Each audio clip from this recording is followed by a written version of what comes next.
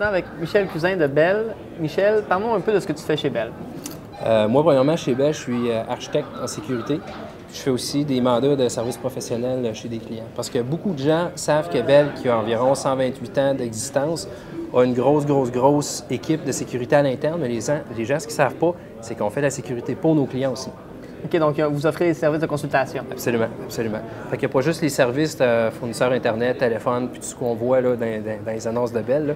Il y a plus que ça. Il y a le côté où est-ce qu'on va faire des services professionnels pour des clients, tant pour des tests d'intrusion, des analyses de vulnérabilité, de l'architecture, déploiement de solutions, coupe-feu, antivirus, ces choses-là, de la gouvernance. Donc, tout ce qui se rattache à la sécurité, là, c'est quelque chose qu'on fait pour nos clients. Puis que les clients ne savent pas, malheureusement. Fait que j'en profite pour passer le message.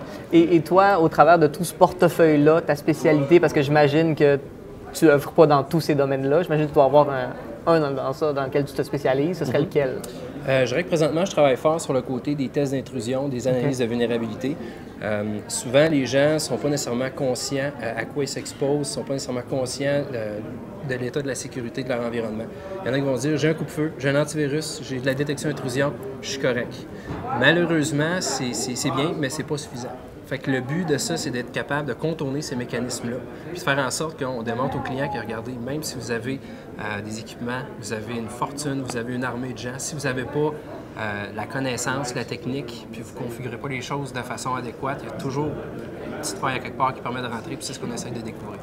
Et l'approche client, c'est que vous allez rencontrer des gens puis vous leur offrez un test et ensuite des services de consultation, ou vous testez des gens au hasard puis vous leur envoyez un rapport pour leur faire peur? Bien, pas leur faire peur, mais enfin, pour, mettons, ouvrir leur esprit. C'est quoi? Comment est-ce que vous, dans le fond, approchez vos nouveaux clients?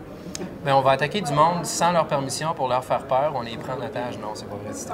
Ce qu'on va faire, en fait, c'est que souvent, nos clients, si on est déjà dans un mandat, ça peut être un mandat de révision d'architecture, d'implantation de solutions, puis de fil en aiguille, en discutant avec les clients, on réalise qu'il y a peut-être des petites failles, il y a peut-être des choses qui devraient être revues, puis c'est là qu'on va proposer les services. Il y a aussi des événements comme ici, le CQSI, où est-ce qu'à travers les conférences, on est capable de démontrer, d'un, notre savoir-faire, et de deux, qu'on offre ça aux clients, et de trois, comment on s'y prend, qu'est-ce qu'on peut découvrir, puis de quatre, c'est quoi peut-être les conséquences de ne pas faire ça, parce que si on ne le fait pas, nous-mêmes, quelqu'un va le faire à notre place. Pas nécessairement avec des bonnes intentions. Exactement, c'est ça, c'est ça. Et admettons qu'il y a quelqu'un qui regarde la capsule en ce moment puis qui dit « Hey, moi, je serais intéressé justement de faire tester mon système informatique. » Qui est-ce qu'on contacte? J'imagine que ce n'est pas justement sur le site de bell.ca où on va voir une icône « Tester votre sécurité corporative ». Non, malheureusement, ça serait peut-être simple. Quand on dit Bell est bien simple, ça serait bien. Souvent, chaque client va avoir un chargé de compte Bell ou va avoir quelqu'un qui va être représentant à Bell chez eux parce qu'il y a tout le temps quelqu'un, quelque part, qui a une solution de Bell. C'est juste d'en parler à votre représentant à Bell. Sinon, il y a toujours moyen de rentrer en contact avec les services professionnels de Bell, dépendamment dans quelle ville on se trouve. Aussi, peut-être juste de me contacter, puis je pourrais rediriger les gens au michel.cousin@bell.ca. Fait que je vais faire l'entremetteur. Et le public cible, ça se trouve à être qui? Est-ce que vous faites juste affaire avec les plus grosses entreprises? Est-ce que vous offrez des services aux PME aussi? Est-ce que vous visez un segment de marché ou vous avez une solution variable dépendamment du client? C'est vraiment tous les marchés. Okay. Tout ce qui a une adresse IP qui bouge, c'est quelque chose qu'on est capable de s'occuper.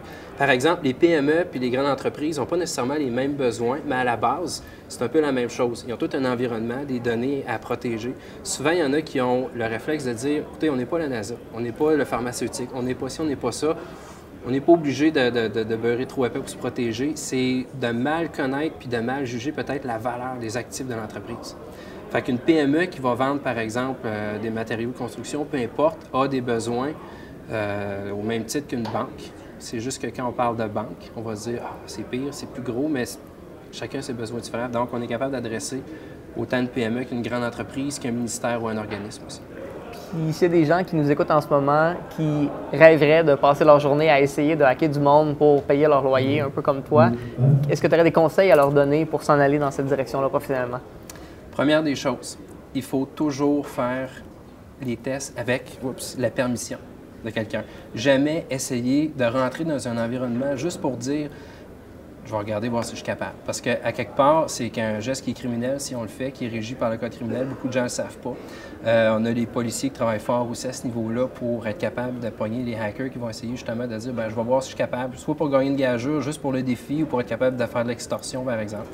Donc, il faut partir avec une bonne philosophie, c'est la première chose. Ensuite, c'est sûr qu'on parle de réseau, on parle d'applications, on parle de serveurs web, on parle d'un paquet de choses. Donc, c'est sûr que d'avoir une bonne connaissance technologique, les réseaux, le TCP/IP, les applications, ces choses-là, c'est quelque chose qui est important. Quand on parle d'un hacker, en fait, souvent, c'est péjoratif. Dans le sens, c'est un pirate, c'est pas vrai, là.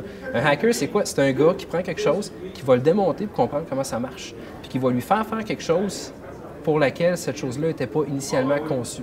Qui va trouver des nouvelles façons d'utiliser. Exactement. Fait que quand on parle de pirater ou de hacker quelque chose, c'est pas toujours mauvais. Hein? C'est de bien comprendre. Fait à la limite, de là, l'appellation white hat, black hat, donc chapeau blanc, chapeau noir. C'est ça, c'est ça.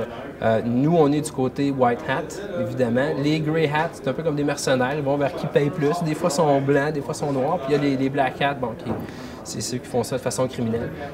Je dirais que ce qui est important, c'est de bien comprendre la technologie puis ce qu'on fait, de ne pas y aller à tâtons, au hasard. Il y a de la formation qui existe pour ça. Il faut vraiment bien savoir où est-ce qu'on s'en va avec ça parce que ça peut être dangereux. C'est un peu comme de se promener avec une arme chargée en pleine rue. Pas parce qu'on est derrière un clavier qu'il n'y a pas d'impact quand on fait un terre puis il se passe quelque chose. Merci beaucoup, Michel, de nous avoir accordé du temps. Puis je te souhaite une très bonne conférence. Merci beaucoup.